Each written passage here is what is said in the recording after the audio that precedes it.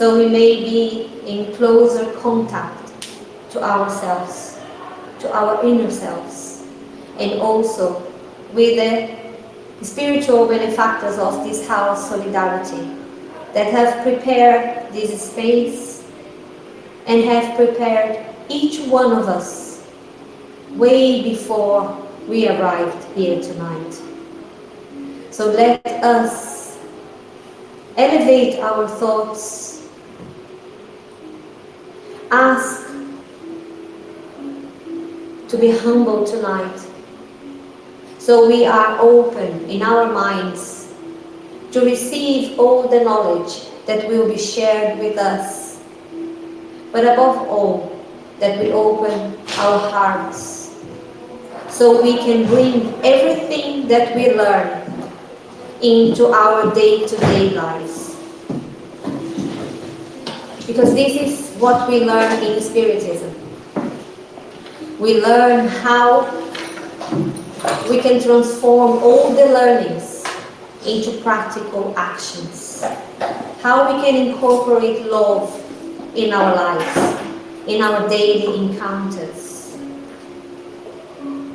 So let us be united in thought and also in good vibrations, so we can send those to Joca tonight, and let us be grateful for the spiritual benefactors that are here with us tonight, embracing us, guiding us through the meetings.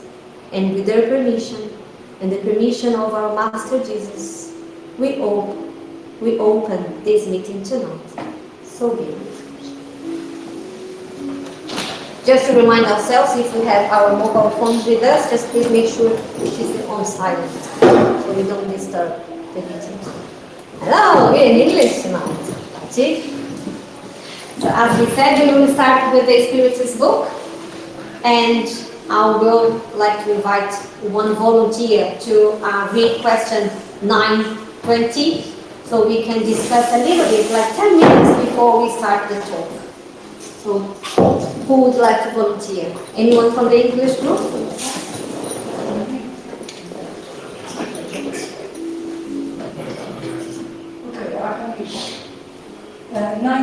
So, relative happiness and unhappiness. Can people enjoy complete happiness while on earth? No, because life has been given to them as either a trial or an expiation. It is up to them to mitigate their misfortunes and be so happy as possible while on earth. What do you understand from that, Sarah? Would you like to comment or leave it open?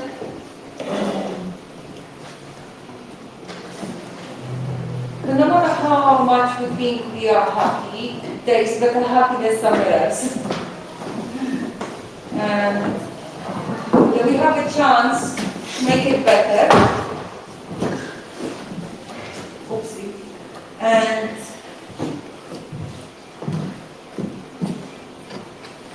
that's the journey. So I also understand, because that's my journey.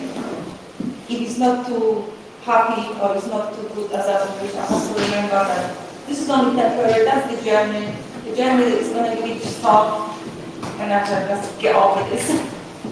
I think as the text says as well, it says, can people enjoy complete happiness while on earth? It doesn't necessarily mean that we're not meant to be happy while we're here. It's just that what we understand as happiness might not be what complete happiness is, based on the fact that we are on this planet, that in the evolution that we are, and that we are all here to improve ourselves. And the better we are, more awareness and acknowledgement of happiness we will have.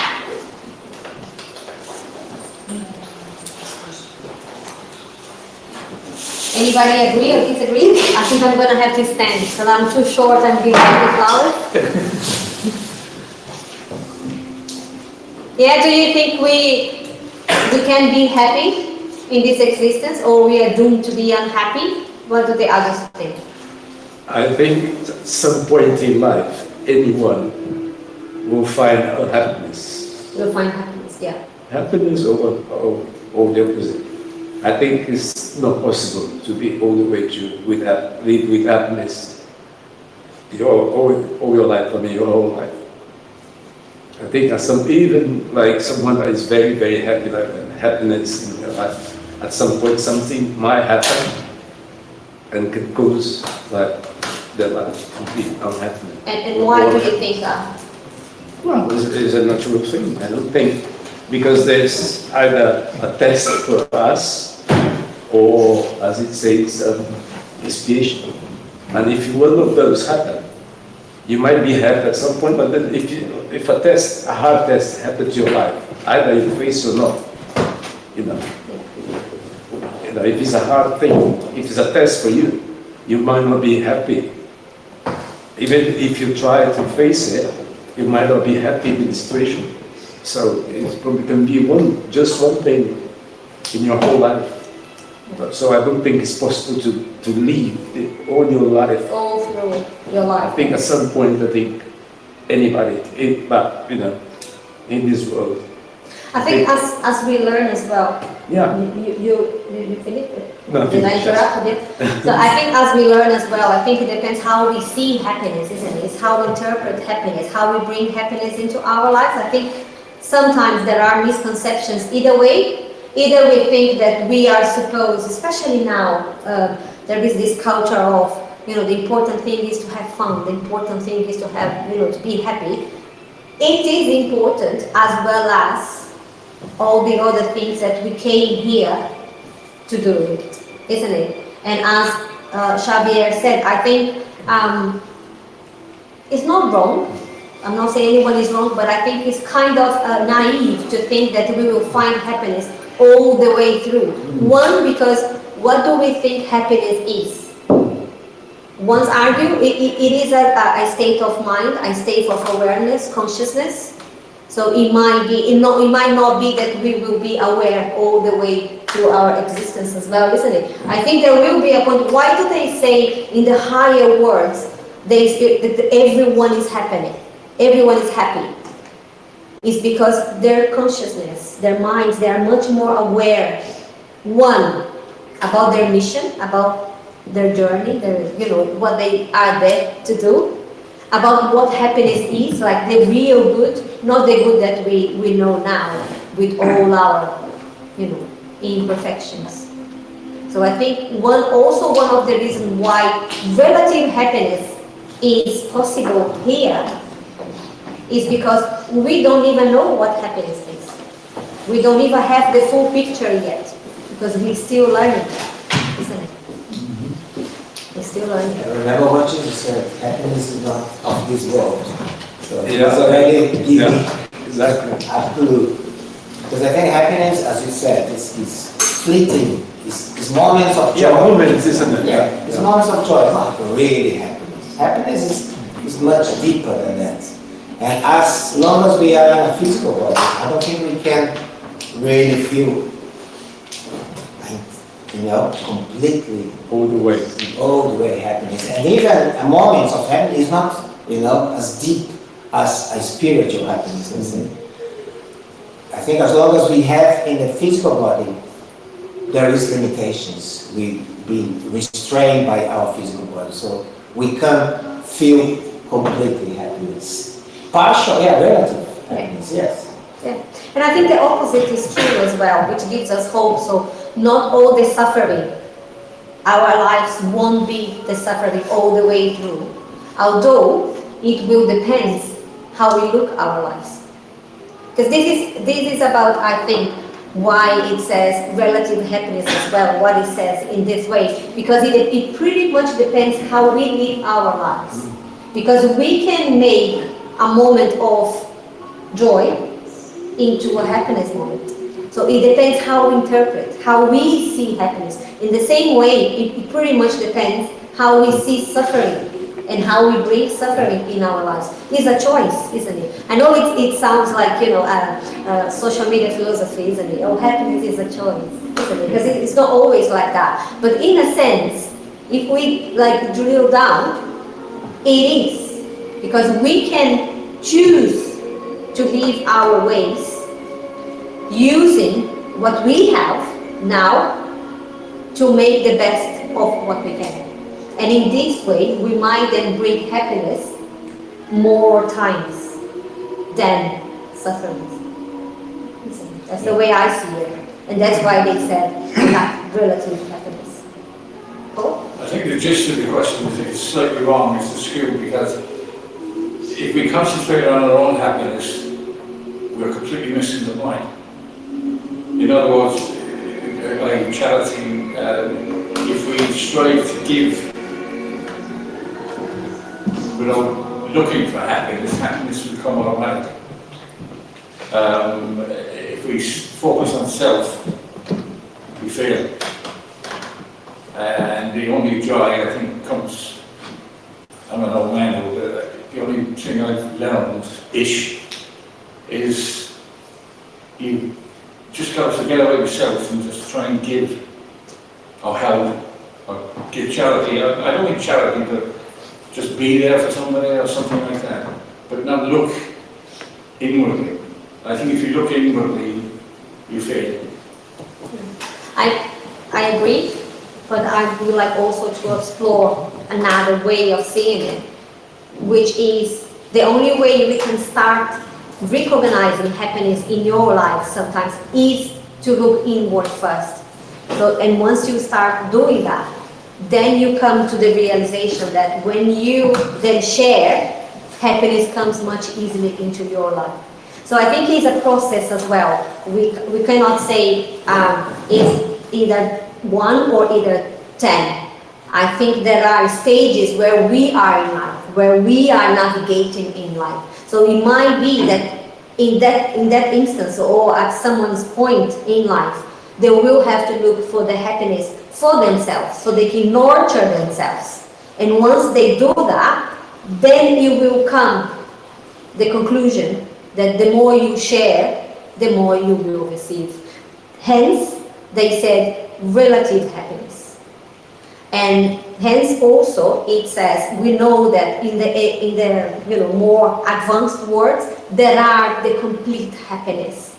Because then, what you said, by giving to others, by sharing our love, by being opening to love, becomes the norm. And then there is happiness. Cheryl? Yeah, I think also having blessings and gratitude for all that you're going through. You have a different mindset. And when you don't have that, your mind is fixed on the material world instead of happiness, in that sense, blessings, and the spiritual world. Yeah. I think the more awareness we have that our true happiness will come from our spiritual side, and don't get us wrong, we're not saying we don't want and we don't need to have ambition. We were talking about this morning, how ambition is important, so we need to have ambition. But I think the more we realize the true ambition, the ambition that will bring us fulfillment, like happiness that fulfill us, it comes from our spiritual life, our spiritual world, because this is what is abundance. We were talking about abundance at home this morning. What is like this feeling of abundance, happiness, and why when we concentrate abundance on the material things, on things like from the world, we were never satisfied, because once you have it, once you reached it, once you are there, then so what? You don't have anything else. But once you put your mindset in the true abundance, into true happiness, which comes from within, then it never ends. It's like it never ends, because it's a source that is within us, and this source is infinite. I think there is this movie which explained this quite easily about this guy who, don't remember exactly the story, but that he won something, and this millionaire told him that he can have anything he wants, and he was very poor, and he met this very super rich person. He said, you can have everything for, I don't know, a month, unlimited, but you can't share with anybody. And if you pass the test of going for a month without sharing, then you can have it for you for life. Forever. And this is very difficult. Also, I went to holiday without my 2 girls. And the other day, and I was with this super rich people in an amazing place, and I walked to this beautiful, scenario, and then I started crying. And my oldest girl said, well, why are you crying, Mom? I said, because I want them to see it, and I'm feeling like if you cannot share, it's actually painful. Yeah. Any good news you have, usually first thing you call it your mom or your daughter or your friend, I got the great, super great, or I win lottery, so it's difficult to have it just for yourself, and I think those kind of things shows that once you share, I'm much more happy. That's true. I work as a carer, and I go into many people's homes, and I've been into those homes that are very rich, and those homes that don't have much. And with the rich, there is a coldness, like that coldness in the wall, that coldness is just around, because they don't give anything. Well, not all. So, not all of them, no, I'm just saying the ones that I've dealt with. It's just very cold, and also I've been into the homes of those that are needy, and it's more full of joy, it's more full of love. So to me, there's a big difference there. And I think Joca will solve this. And I think he explains as well why we have sometimes not so many, but why these struggles come into our lives. Because it's in this friction, when you don't have what you want, when you cannot do what you want, is there, you exercise your muscles of like tolerance, understanding one another, having to listen to someone. And I think sometimes when you have everything, when everything is given to you, then what else? You don't need to listen. I don't need to share. I don't need to get involved because I have it all. Yeah. And then he poses the question about the relative happiness. That's why we always have it relatively in this book. Very good topic. We can continue next time, but now I'll pass it on to Joca. Then we will go, just, as an introduction. Now we're going to understand about our earthly journey. Yeah? So Joca, the floor is yours. So if we could, keep interactive would be great. I think the more we share, the better. I'm not here to teach you anything. I don't have this. So please interrupt me, ask questions, make comments. It's just a reflection, yeah? We are here, and we normally think about that we are incarnate here. We don't think about the spiritual world. Now we're going to try to understand the other way. We are in a temporary journey here. Let's think as spirits that we are, really. This lifetime is just one chapter of our existence. Yeah? We know that we had many existences before. We had many lifetimes before. So that's just one of them. And we are right in the middle of this journey. So when our earthly journey begins, anyone, any guess? What do you think where it begins? What's the start point of our earthly journey? Any guess? Anyone? 1, 2. When we are born? No. Before that, isn't it? At conception? Yeah, maybe. Maybe before that, isn't it? Because we had other incarnations as well. So before, let's rewind our spiritual journey. So we had other incarnation. Let's going back. We know that we've been in other kingdoms. We've been in the animal kingdom. We've been in not as ourselves. Sometimes there is this confusion. Yeah, us as spirits, we've not been incarnated in an animal. Our spiritual principle the Spirit says, there's two things in the world. Yeah, spiritual principle, intelligent principle is what we are. Each one of us, we are an individual spirit, each one of us. And the other element is the material principle. Everything that we see and we don't see, energy, everything, that's the other principle. Us, spirits, we come to a different principle, spiritual principle or intelligent principle. So in the animal kingdom, we start in the mineral kingdom. This principle go to mineral, then at some point go to the vegetable, and then goes to the animal. And then at some point this, let's say, ingredients. We have the ingredients to be ourselves, but it's not ourselves. We're not being individualized yet. We're going to be an spiritual individual when we incarnate in a human body. Then we have free will, we have self-awareness, we are aware of our own existence. Then there is a difference. We become a spirit when we incarnate in our first human body. That's incarnation. Before that, we are principle. And Leon Denis says that we sleep in the mineral, we dream in the vegetable kingdom, we awake in the animal kingdom, and we become self-aware in the human kingdom. So it's a process. We are part of this spiritual process. So our journey starts there. But maybe when we become an individual spirit, when we incarnate in the first human incarnation, maybe that's the beginning. Can I ask a question? Yes, please. And the first human incarnation is on the planet Earth, or it's in a more Inferior. less evolved planet? Who knows? Could be here, if you are like in the prehistory, like in the caveman, because let's think about our first incarnation. We will be very rude.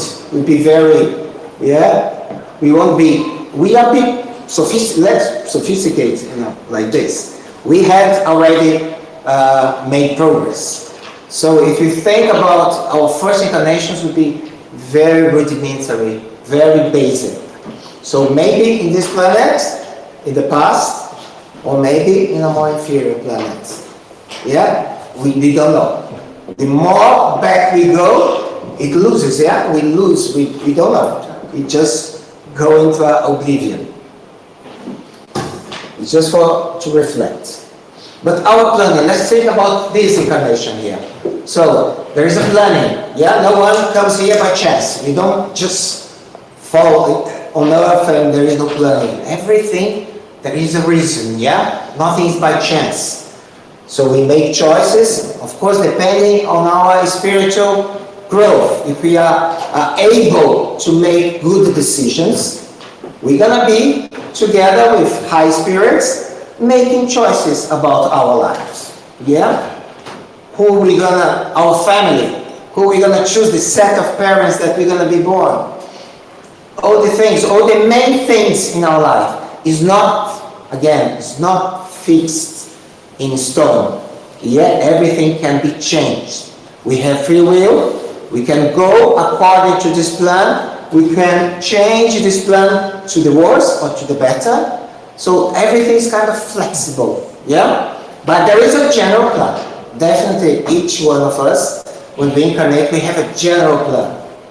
And we choose the environment that we're going to be born.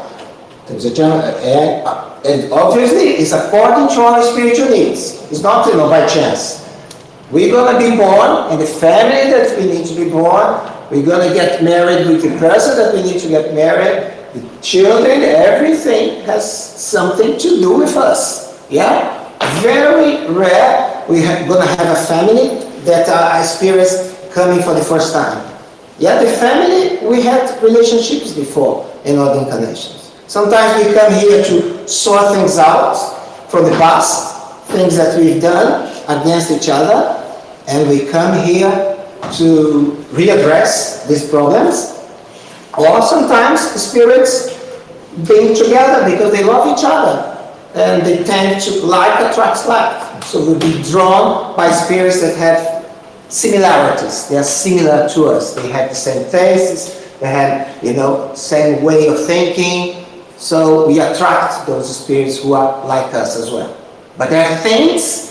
That's the difference between trial and expiation. Trial is a choice that the spirit make to go through, to progress. So we make a choice to go through a illness, for instance. I'm going to go through that illness because through that illness I'm going to make a progress. I'm going to grow spiritually in some parts. This a choice of the spirit.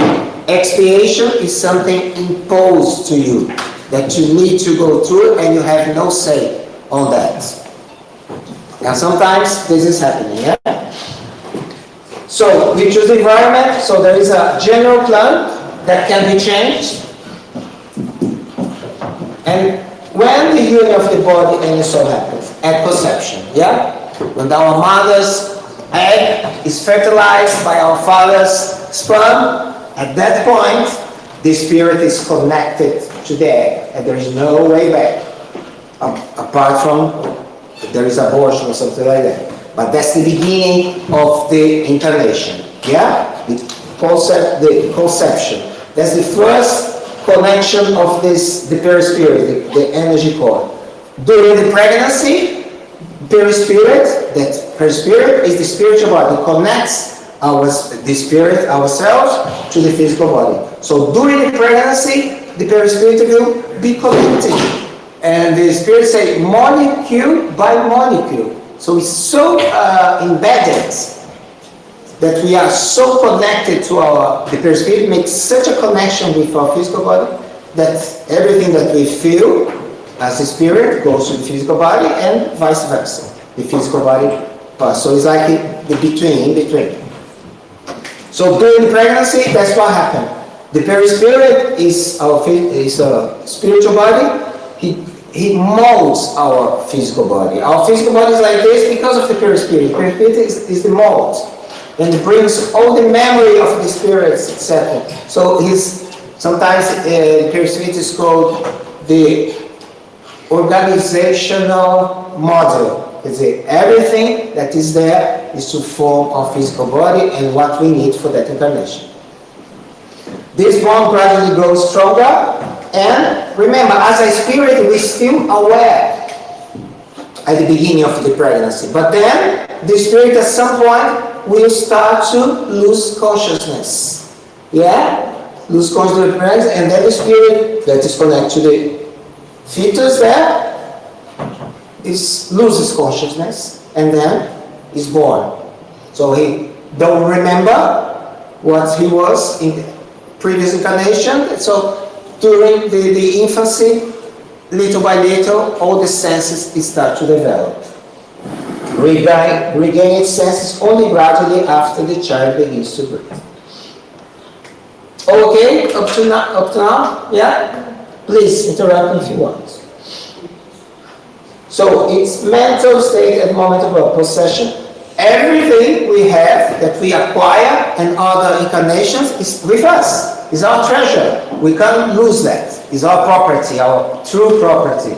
It's everything that we learn in other incarnations, all the things that we conquer as moral virtues, qualities, and knowledge is all with us. But sometimes when we are incarnate, the physical body limits us. So there is a limit. We can't express everything that we are as a spiritual.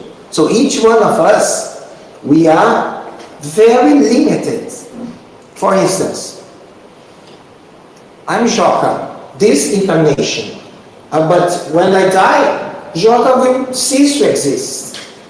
But me as a spirit will carry on because I've been other names, other functions, etc., etc. But we have in each incarnation just a partial part of ourselves. We as a spirits, we are much bigger than that we are right now.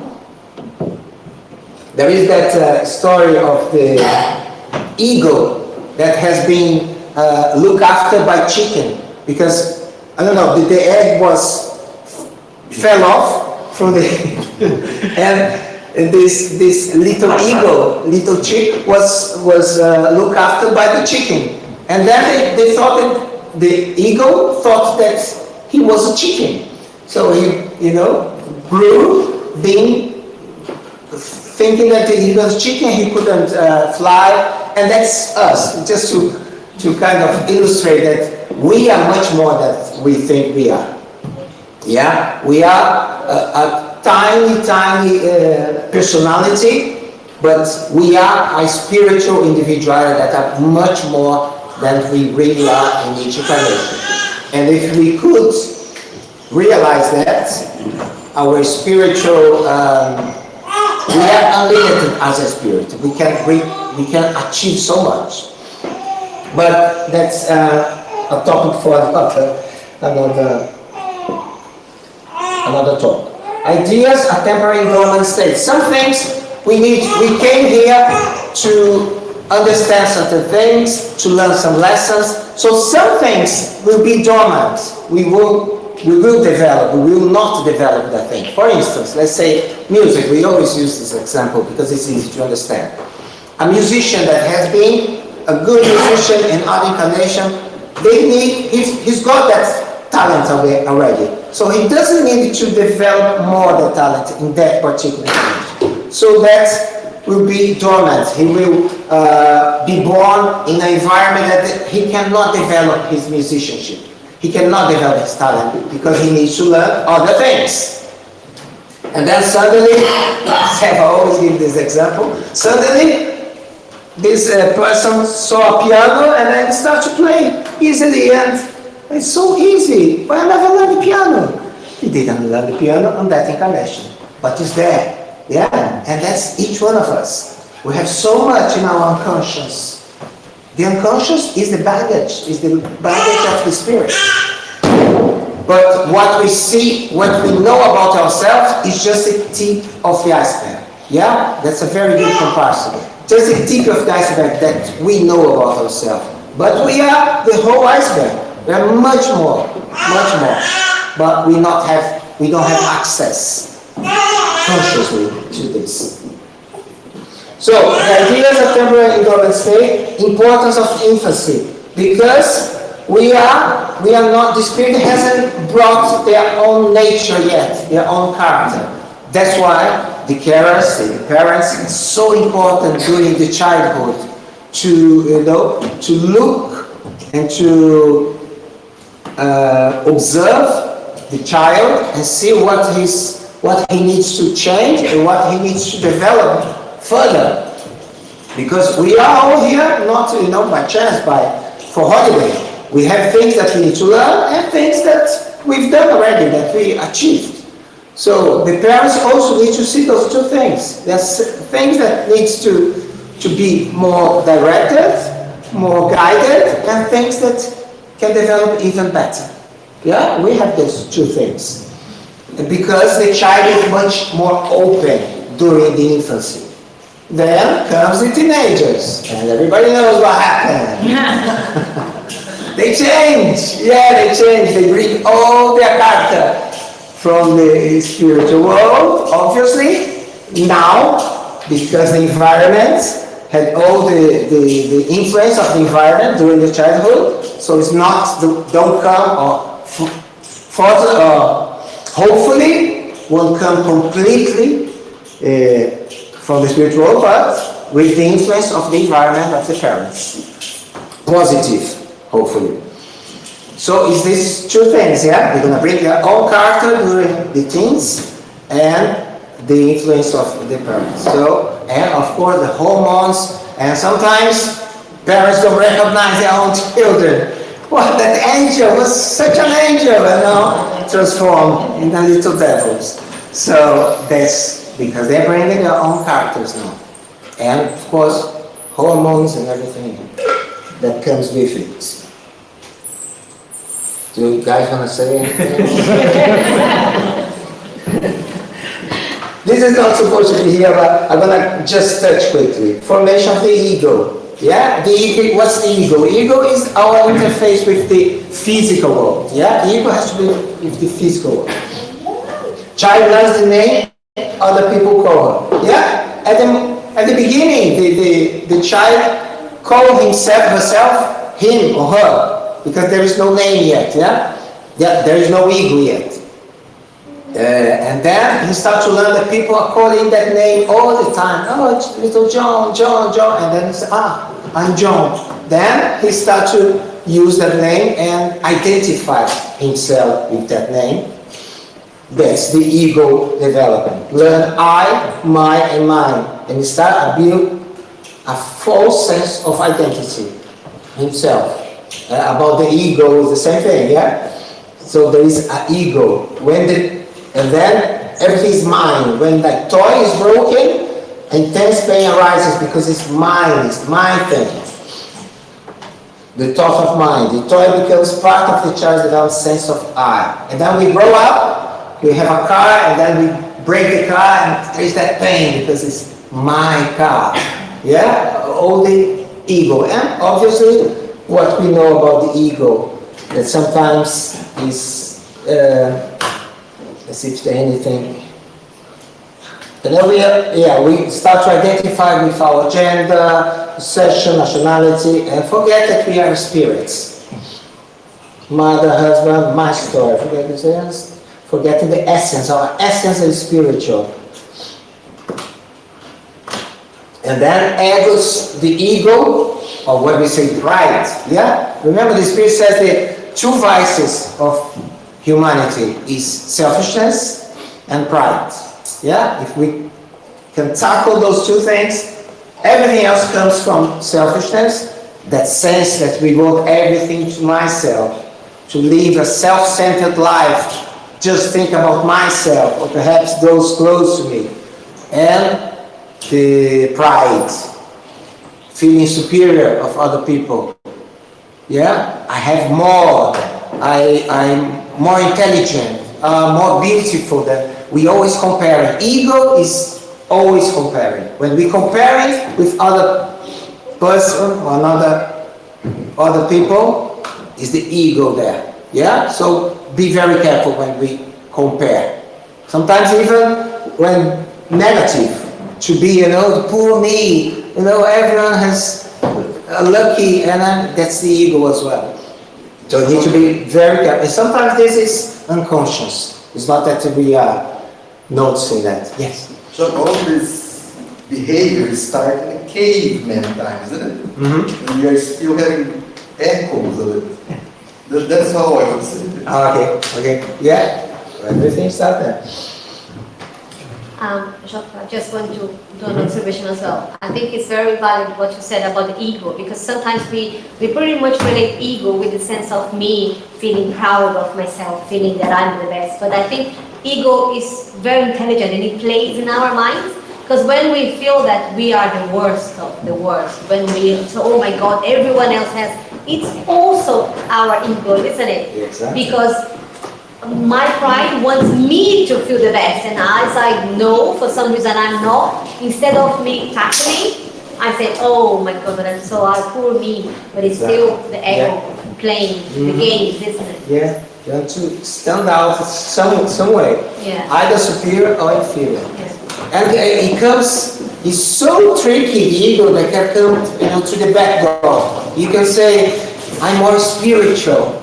So I don't want that. I don't have ambition. Yeah, I'm more spiritual. I do so much charity than everybody else. So there is an ego there as well, isn't it? Mm-hmm. See how tricky it is. So the Spirit says that pride is kind of most of our attitudes. We need to be so careful. Everything we do, sometimes we are moved by pride, by ego. I have to be very careful. And I make a difference between spirit and ego, but I don't think it's relevant right now. Sorry, I saved some wrong slides. The ego avoids responsibility, spirit is completely responsible. It's just a difference, yeah? Spirit and ego in relationships. Every relationship that you have, the spirit is responsible for our heart. Ego tries to be responsible for the other. try to control.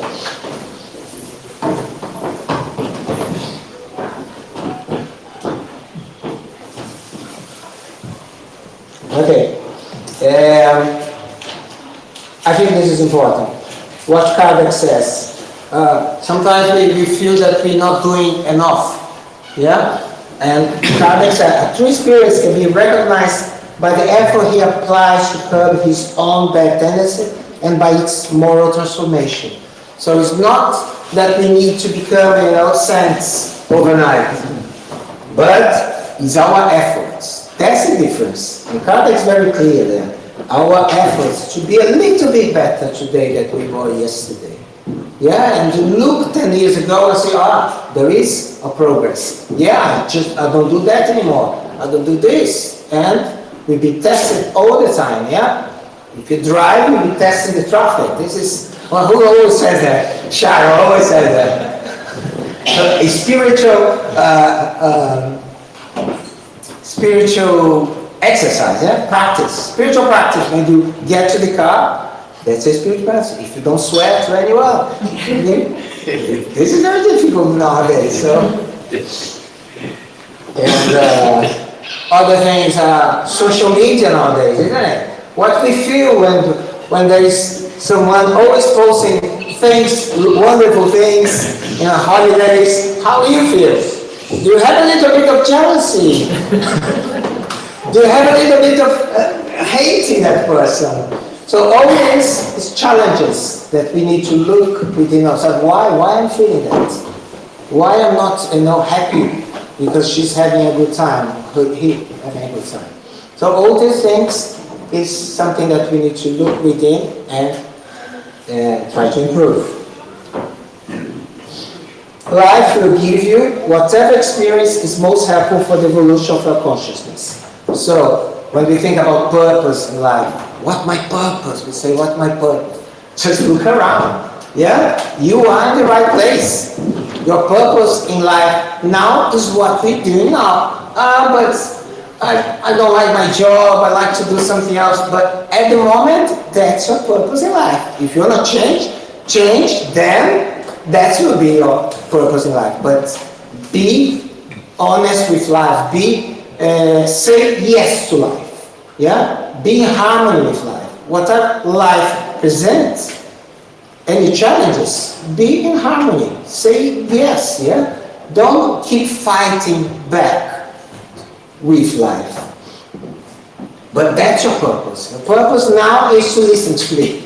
Your purpose when you go there and to eat some coxinhas. Your purpose is everything that you do in every moment of your life. You have an inner and an outer purpose. I think it comes what Paul said at the beginning, and Mariana also respond to that. We have an inner purpose in life. What's our inner purpose? It's what is within. That's primary, because that's we're gonna take us. We're gonna take this to the spiritual world, to eternity, because it's what we build within ourselves. That's what in spirit we always talk about inner inner transformation, that change, that things that change within ourselves. So we know ourselves by the challenges, like we said, about social media, about the traffic. We getting to know ourselves, and we start to transforming ourselves from within and without. Outer purpose is secondary. Whatever we do outside is important. Of course it's important. It's relatively important what you do outside. But inner is more important. Because inner, what you do here, will stay here. What we do within, you take with you, wherever you go. So it's inner. Obviously, the ideal is that your inner purpose, what is within, is aligned with what we do outside. Inner in harmony with outer. So inner purpose of life or outer purpose of life.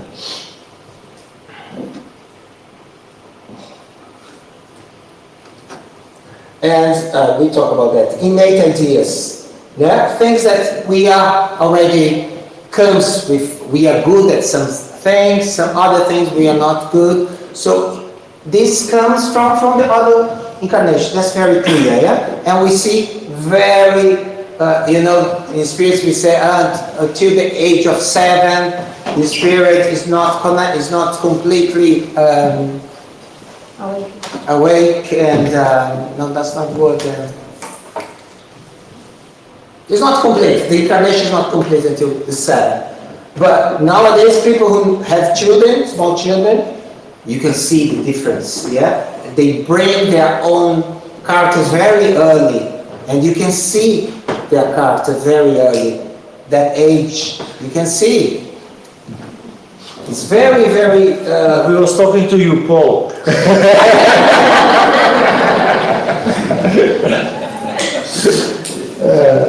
Genius discovering class of society totally deprived of intellectual culture. We all have examples of people who play the piano marvelously and they are very, very young, and other things, and maths, etc., etc. Education environment can stimulate ideas, but it cannot account to innate knowledge.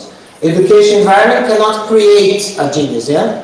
We can stimulate, we can encourage people to do it, but the idea that comes from the spirit comes from the spirits.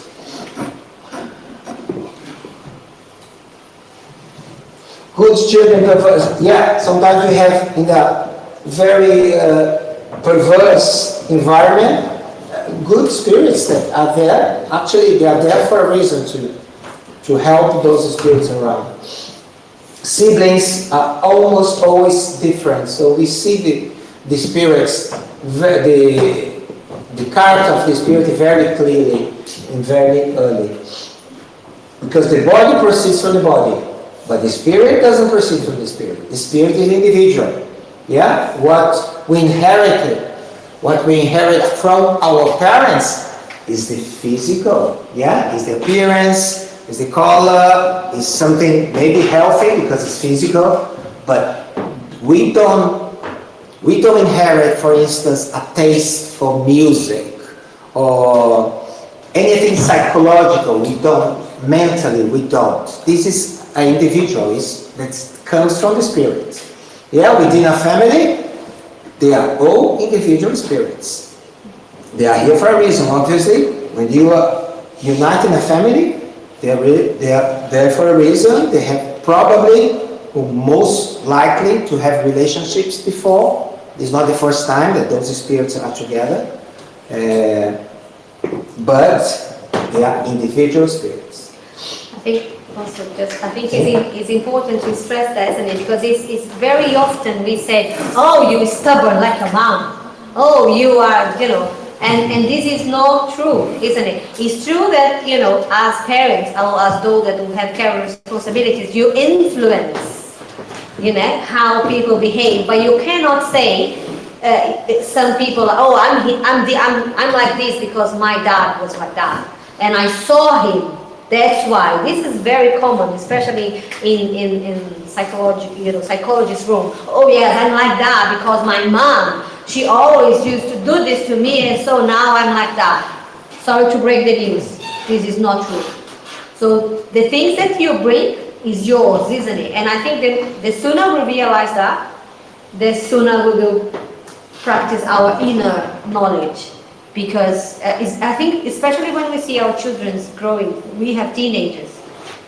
We say this, if not every day, oh, this is exactly like you. Oh, this is your son. This is not me. But, we joke, but it's not true, isn't it? Our children are spirits. Yeah. Isn't it? They have their own challenges and own talents. Yeah. Yeah, their life is their lives. We're there, obviously, to guide them.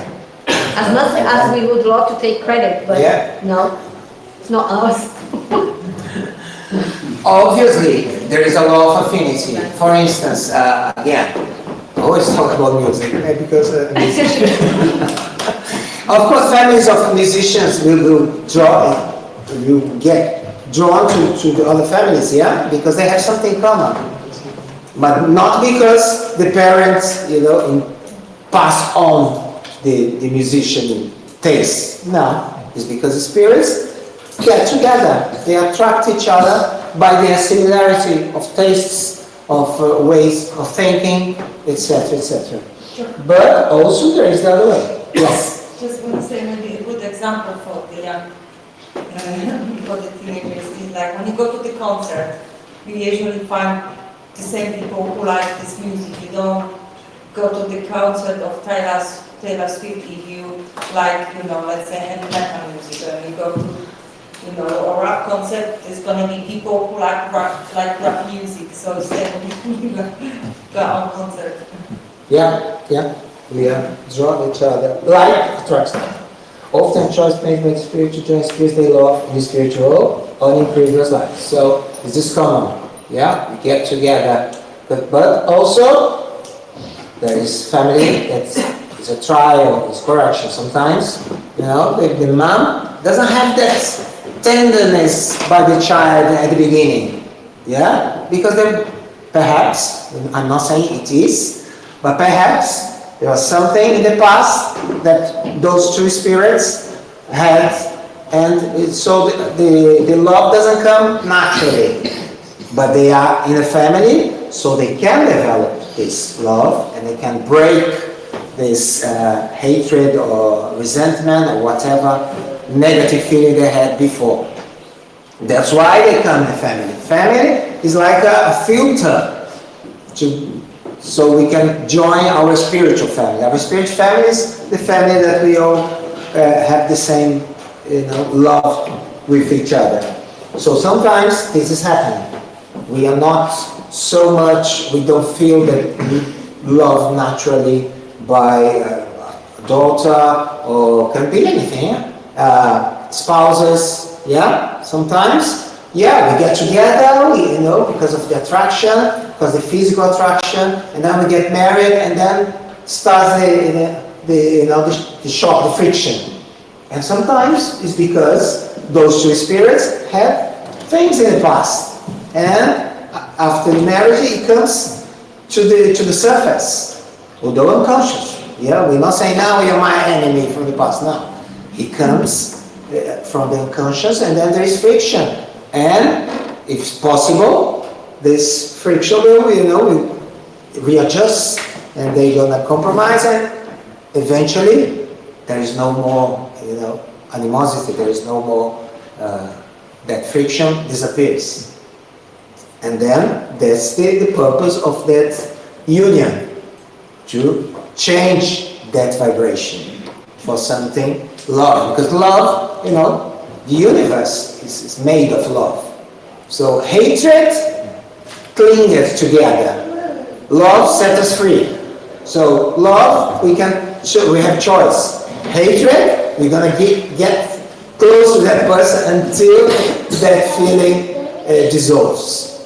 So we're gonna be drawn by that person if we have, hatred, resentment, things like that. This is kind of it's a magnet, because that feeling has to dissolve. So they come in the same family. They come sometimes friends. Doesn't need to be family. Friends, close friends, and things happen, and then they overcome that.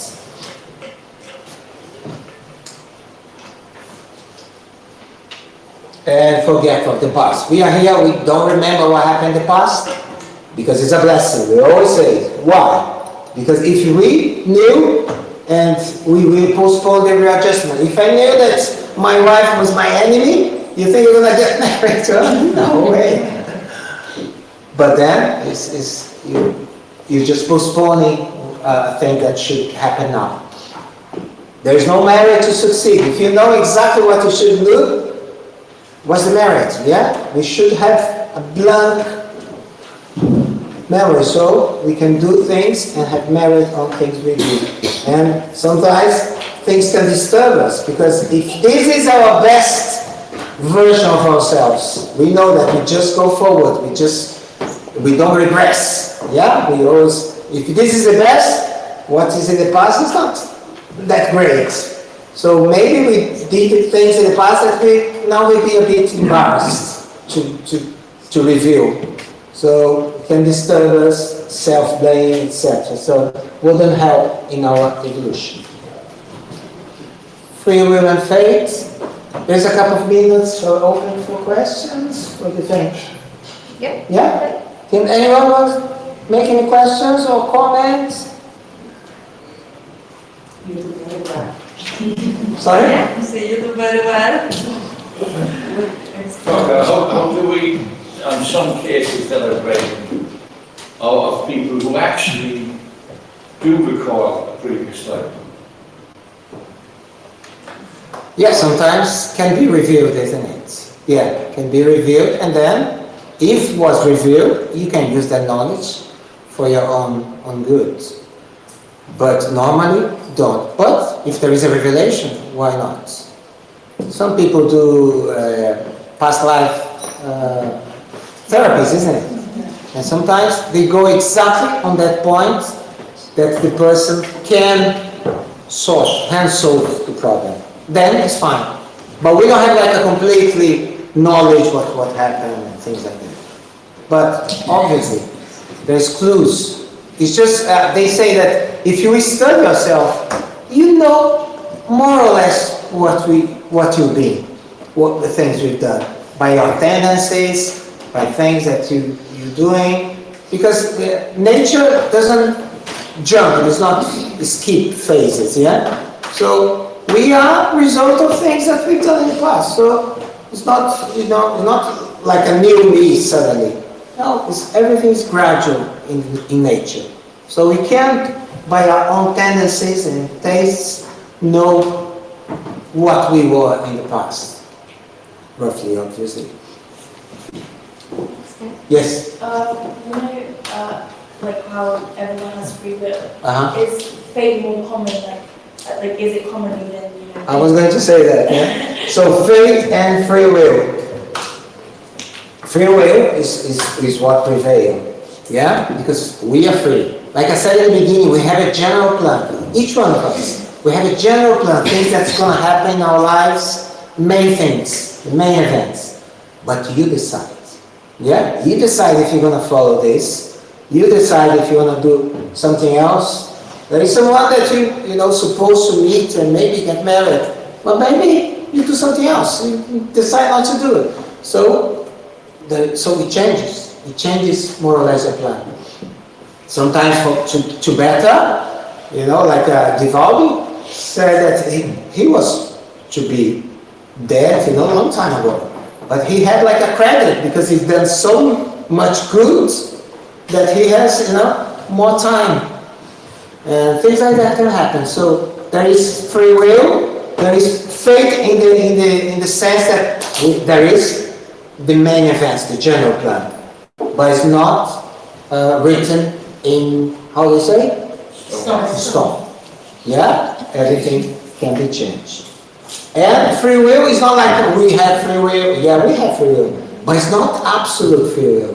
Free will opens up as well. Sometimes there is a illness that we go through, we didn't choose. So what? So it's not absolute free will, isn't it? I didn't choose to have that illness, but I got that illness. And the more the spirit evolves, the more free will he has. We have obviously some free will, but not absolute free will.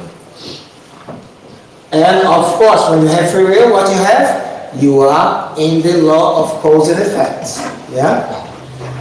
Animals don't have like free will, so they don't have this. But we answer for our actions. Yeah? There is a repercussion. What do you do?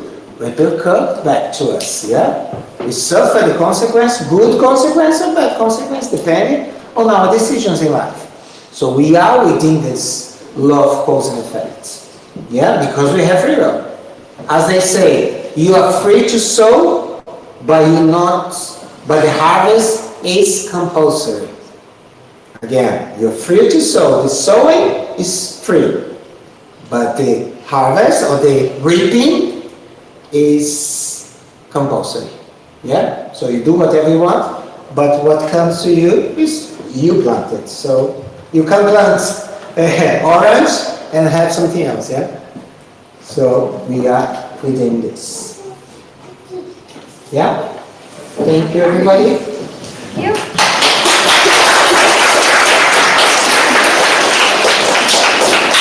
Thank you, Joe. So as usual, for those that, let me just get the microphone. Yeah.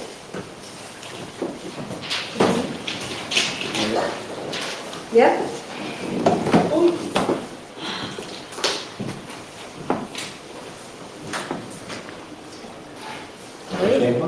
Sorry, yeah, there we go.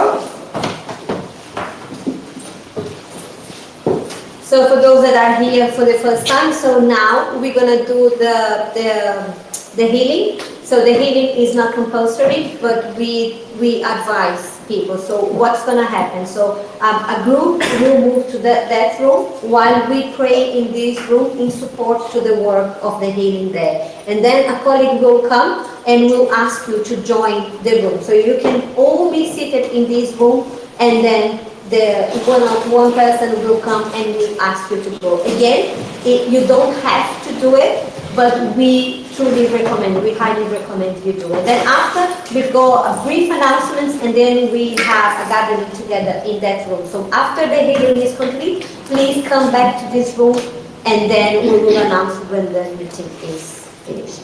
Thank you.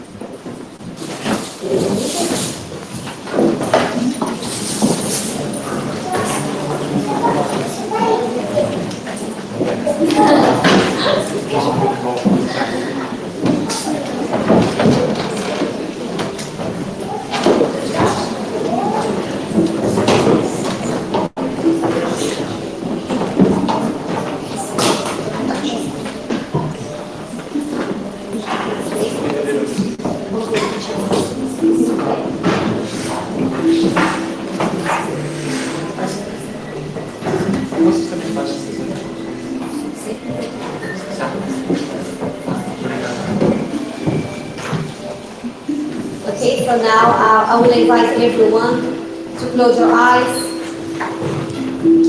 and to once again pay attention to your breathing. Let us open up our minds, open up our hearts, so we can be in connection with the spiritual benefactors of this house.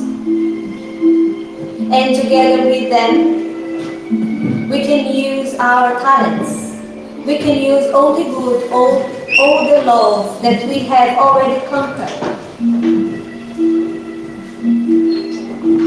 We can share some of our light using our intentions, using our free will. We can share the love that we have. So the spirit benefactors can use these vibrations as beneficial fluids that will help all of those that come to this house for support, all of those names that are written in our prayers book, all of those that came to our minds in this moment and that we are aware of, that need our help, that are still so much suffering on earth because of humanity's pride and selfishness. We can still not share all the love we have involuntarily. We still find difficult to see humanity in our brothers and sisters. So let us tonight pray that we can work within ourselves, within our challenges, so we are more able, more willing to share all the good that we have in ourselves to those that live around us, to those that come near us.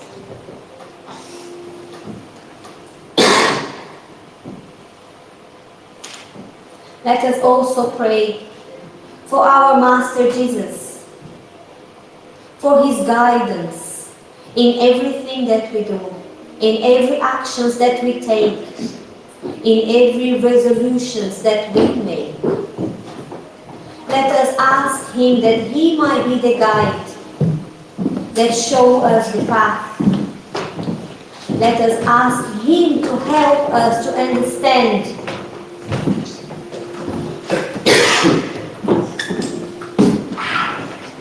help us to understand our true potential, the potential we have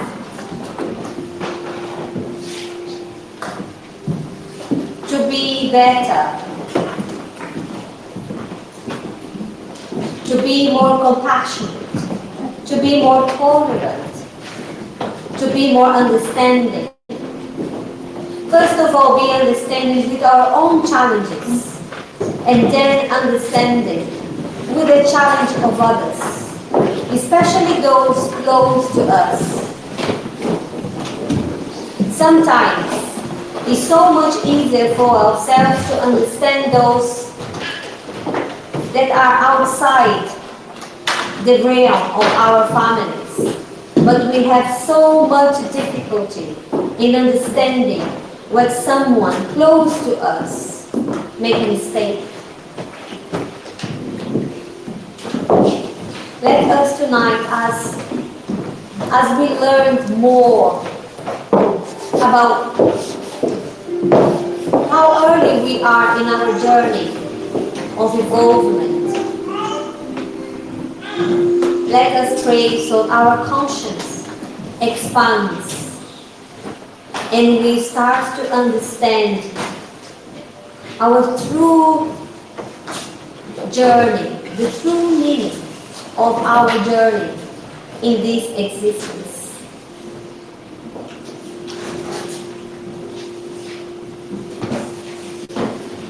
Let us be humble and open our hearts to receive everything that those that live around us has to offer.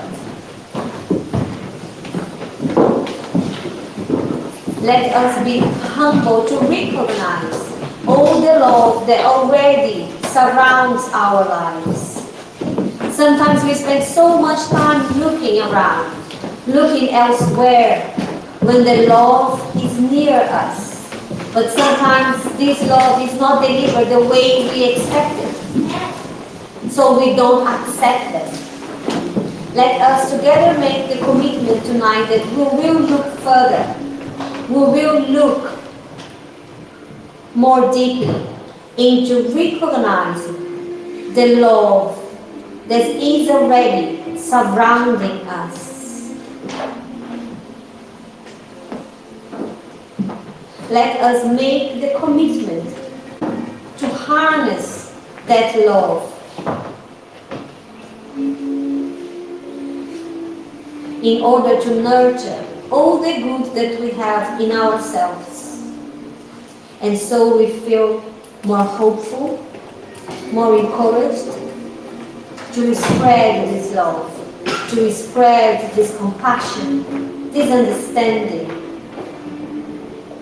to all of those that shared our path with us. Let us keep reflecting in these words as we learn, as we listen to the messages of tonight.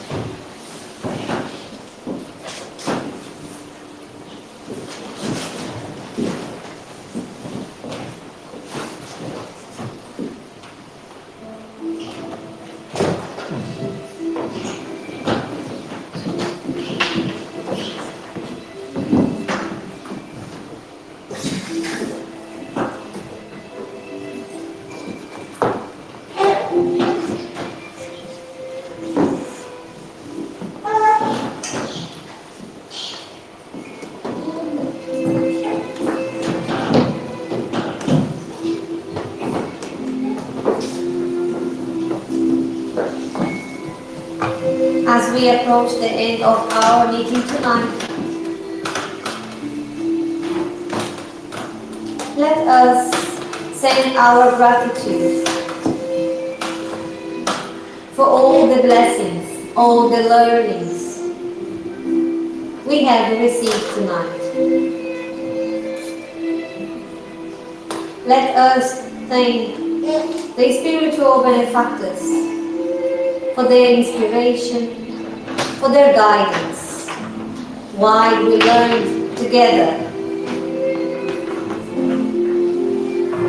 about ourselves and about the true meaning of our existence. Let us send our gratitude to all of those who came before us, all of those who said yes to our lives, to this life. Even though sometimes we may think that they could have done better. Let us remind ourselves that we are all spirits. We are all learning, and that they have done the best that they could with what they had at the time. And let us also remind ourselves that as we learned tonight, we always have the choice to make it better now, to make it better every day. So let us ask the spiritual benefactors that they might inspire us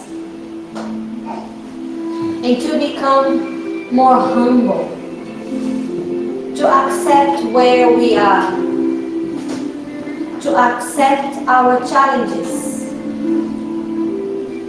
and also to acknowledge all the light we have within ourselves, all the infinite capacity we have to love. And this capacity is at hand, is always available. All we have to do is choose to love. And with this in mind, we thank this house Solidarity for opening its house every week, so we can come, we can learn together, we can share our experiences. Let us say our gratitude for all of those who work in this house, preparing the rooms, talking to us, praying with us. Let us also be thankful for our commitment to have come tonight, even though all the difficulties. We are here. We made this step. We took this step. So let us ask our Master Jesus that He might guide us in our future steps to move forward to our true happiness. And with this in mind, we close our meeting tonight. So be it.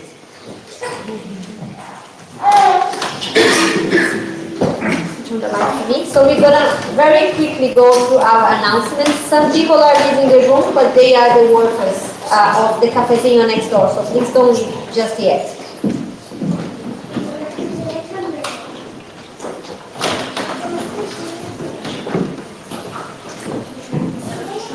So as usual, I'm gonna do the announcements in Portuguese than in English. Então, para aqueles que estão aqui pela primeira vez, sejam todos muito bem-vindos. Os nossos encontros, eles são em português e em inglês, eles são simultâneos. Geralmente nessa sala nós temos os encontros em português e numa sala ao lado nós temos em inglês. Excepcionalmente as palestras, elas são feitas algumas vezes em português e algumas vezes nós juntamos os dois grupos e fazemos em inglês. Por isso que hoje nós estamos fazendo a palestra em inglês, tá bem? É lógico que eu acho que vocês perceberam o meu acento falando inglês, que era lógico que eu não é professora inglês, né? Então vocês vão, geralmente todos os encontros eles são em português. E o formato durante as semanas, nos dias que não são, nas quintas que não são palestras, são um pouquinho diferentes. Nós estudamos o livro dos Espíritos juntos e depois estudamos o Evangelho juntos, tá bem? Mas geralmente uma vez por mês nós trazemos essas palestras. So I was just going through how we usually do the meetings. So I was explaining that usually the meetings in this room is in Portuguese. We run it simultaneously in English next door, and that we study the Spiritist book and then the Gospel according to Spiritism. So this is our social media pages. Please follow us in our Instagram channel, our Facebook, and our YouTube. Então essas são